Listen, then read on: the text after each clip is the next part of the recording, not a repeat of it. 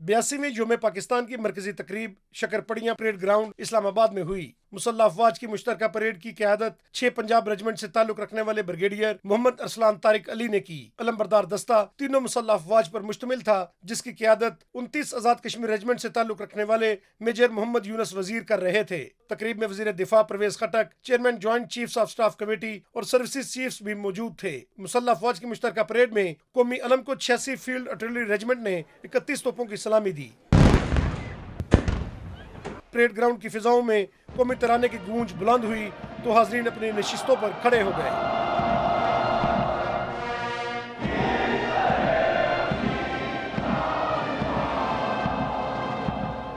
فوجی دستوں نے پریڈ کمانڈر کی قیادت میں قومی نعرہ بلند کیا۔ تکبیر! پاکستان! مارچ پاسٹ میں علمبردار دستہ ہراول دستے کے طور پر شامل ہوا، جبکہ queen of battlefield infantry کے دستوں میں 4 نشان حیدر حاصل کرنے کا اعزاز رکھنے والی پنجاب رجمنٹ کی نمائندگی 30 پنجاب نے کی۔ مالم جبہ کی ہیرو، ضرب عزم اور رد الفساد میں نمایاں کارکردگی کی حامل 39 بلوچ رجمنٹ بھی مارچ پاسٹ میں شرکت کرنے والے دستوں میں شامل تھی۔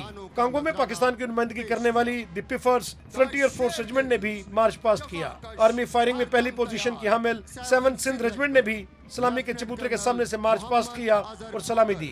کارگل، بلترو اور وزیرستان میں سنہری تاریخ رقم کرنے والی 13 NLI رجمنٹ نے بھی مارچ پاسٹ میں حصہ لیا۔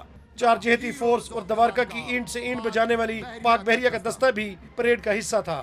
نیلی وردیوں میں ملبوس پاک فضائیہ کے شاہینوں کے مارچ پاسٹ کی قیادت ونگ کمانڈر یاسر حسین سبحانی کر رہے تھے۔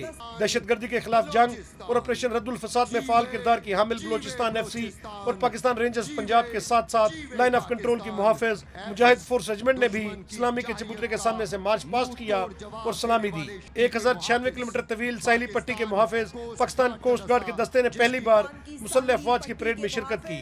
مثالدار میجر امان اللہ کی قیادت میں بلوچستان لیویز کا دستہ بھی پہلی بار مارچ پاسٹ میں شامل ہوا۔ شہر قائد میں امن کی محافظ سندھ پولیس نے دہشت گردی کے خاتمے اور آپریشن رد الفساد میں کلیدی کردار ادا کیا۔ سندھ پولیس کا دستہ بھی سپرنٹینڈنٹ پولیس کی قیادت میں مارچ پاسٹ کا حصہ تھا۔ صنف آہن تینوں مسلح افواج پر مشتمل خواتین کے دستے کی قیادت لیفٹیننٹ کرنل ڈاکٹر ارجمند احسن نے کی۔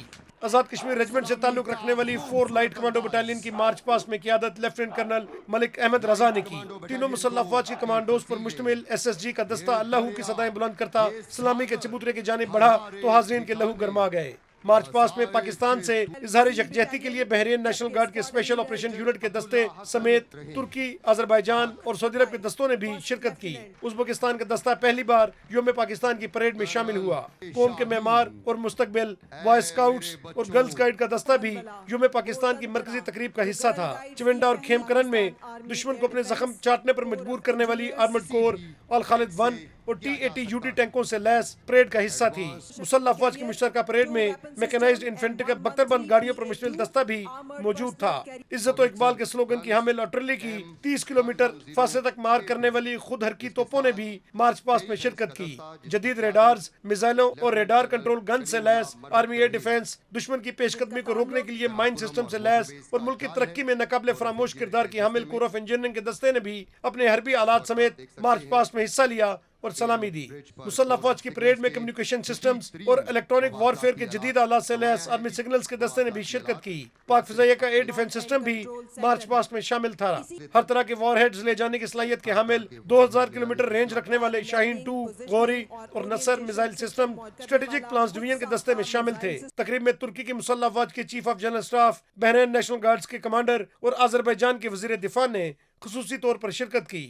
یوم پاکستان کی تقریب میں چند نامور پاکستانی خصوصی طور پر مدعو کیے گئے تھے، جنہوں نے اپنے اپنے شعبوں میں اپنا اور ملک و قوم کا نام بلند کیا۔